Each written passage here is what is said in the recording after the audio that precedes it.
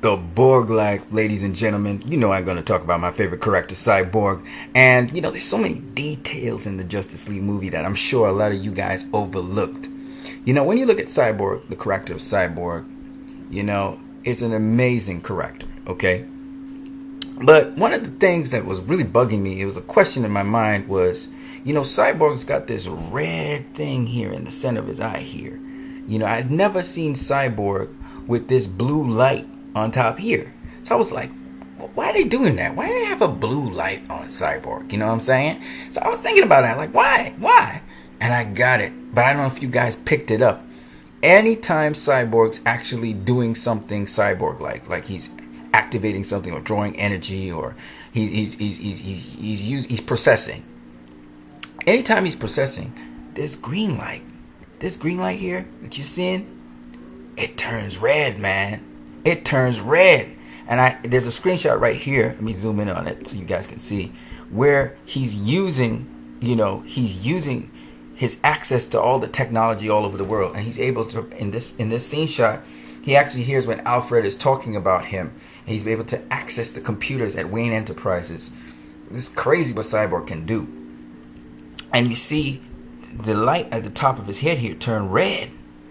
I just thought that was such a cool detail. When Cyborg's processing anything like the data, when the Flash, Ezra Miller's Barry Allen is handing the guard his identification card, for him to dial in, and Cyborg tweaks that, he adjusts it, and Cyborg's like Wi-Fi, so Cyborg's access to the entire globe. He could he could get the nuclear codes and just launch nuclear weapons if he wanted to. He could affect anything that's technological in the world. He could affect.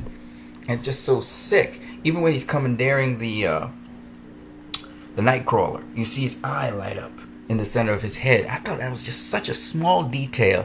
I think a lot of people miss, which I just thought was so cool. Here's Iron Studios' statue of Cyborg, which I think is the closest thing I've seen to Ray Fisher. It's still very simpleton in structure and in composition, but I really like it.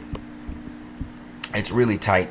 So I just wanted to show you guys this. I thought it was really cool by Iron Studios here. Yeah. Just zooming out a little bit. Yeah, so I just thought I'd talk about that little detail. There's a bunch of details. And, Justice League, you can see that Zack Snyder was meticulous with his detail in this movie. And there's just so much to unpack in this movie. And I'll talk as much as I can about it, because there's just so much value in the movie and then so much detail. And remember, this is really a comic book action flick. It's just not going to find comic book movies with this kind of detail, man. So that's why in the comic, Cyborg usually has a red signal here, but they show that it's operational, that it actually has a feature about it.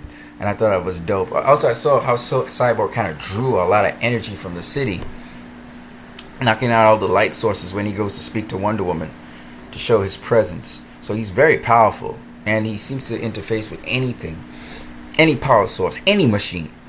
And as he said, it wasn't just the mother box giving him back the energy and life he needed, but it's actually a living machine that's symbiotically fused with him.